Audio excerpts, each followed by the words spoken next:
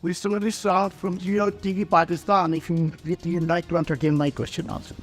The world is not stupid. You're not going to confuse anybody anymore. So I hope through your channel that message goes. I really don't see the basis for your question. In your response, you said, quote, "It is hypocrisy." I thought you were supposed to ask me a question.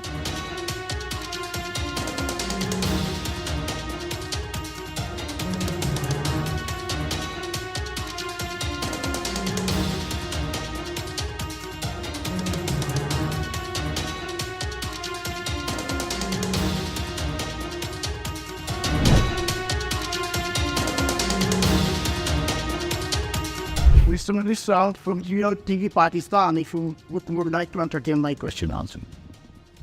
Okay. How about pollution? First of all, India and Pakistan have been accusing each other about terrorism. Hina Rabbani, as you said, yesterday, she brought up. Could you come to the question?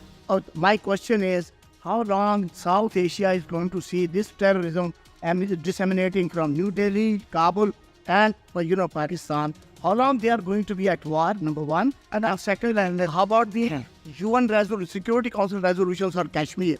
Does India abide by it or not? You're asking the wrong minister when you say, how long will we do this? Because it is the ministers of Pakistan who will tell you how long Pakistan intends to practice terrorism.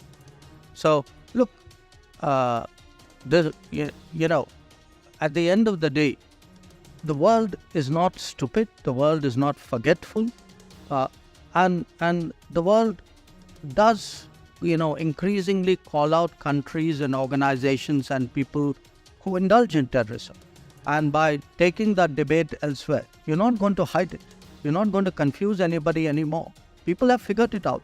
So my advice is, please clean up your act. Please try to be a good neighbor.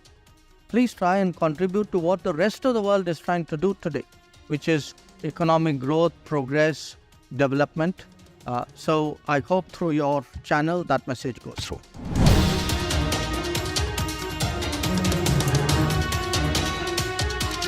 India has extended the import of Russian oil. It is a totally opposite position of the European sanction.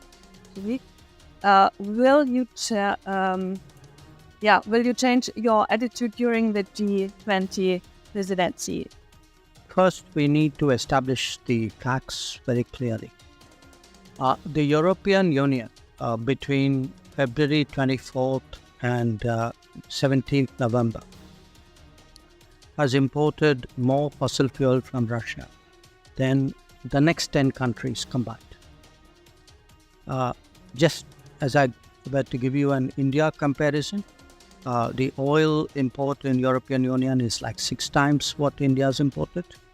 Gas is infinity times because we don't import, whereas European Union has imported $50 billion worth, 50 billion euros worth. Even coal imports from Russia by European Union, I'm not singling any particular country, is 50% more than India's import. So the remark that you made that, this is the way the European Union is going and this is the way India is going, I would very respectfully suggest maybe European Union is actually doing something very much more than India is doing it.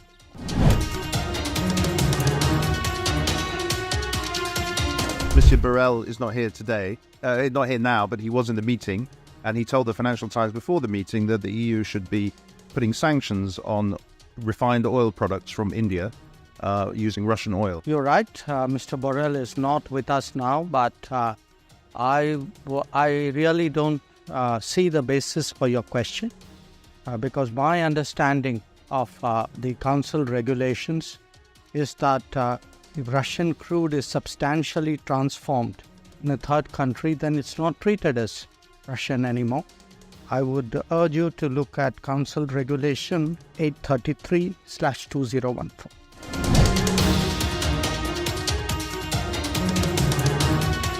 I actually want to follow up with something you said at an India Today event a while ago. You were asked about India's downgrading in Freedom House and VDEM and other democracy scores.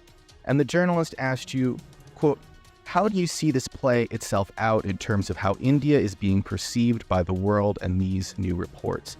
In your response, you said, quote, "It is hypocrisy." I thought you were supposed to ask me a question. I am asking you a question.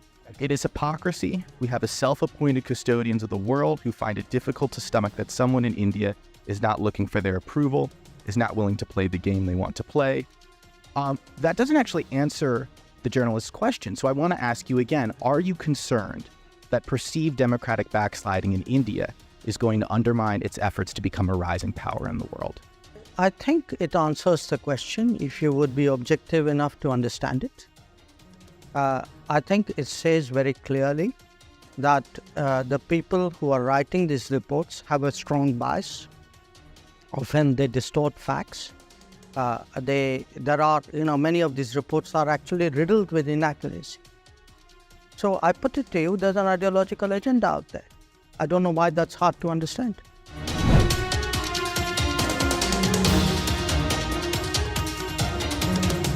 I just wanted to follow up, Minister, with a quick clarification. You're saying you have no evidence. This is related to the Canadian story, which I'm sure you're sick of speaking about. Have the Canadians, there's been reporting that there have been progressive visits from the Canadians to India, including in August. You're saying that you've never familiarized yourself with the documents that were, or no documents have been provided to you by the Canadians that purport to show evidence that Indian officials in Canada were aware of this attack. You have not seen Let me understand that. Are you saying the Canadians gave us documents? I'm asking you if the Canadians gave you the intercepted documents. No, look, Indian diplomatic communication. I have said that if somebody gives us specific or relevant information, we're prepared to look at it. So you have not received those intercepted communications from If I had, would I not be looking at it? I'm asking you for a yes or no. I think he's given us the answer. And then the other question I was going to ask No, I'm not answering a second. Oh.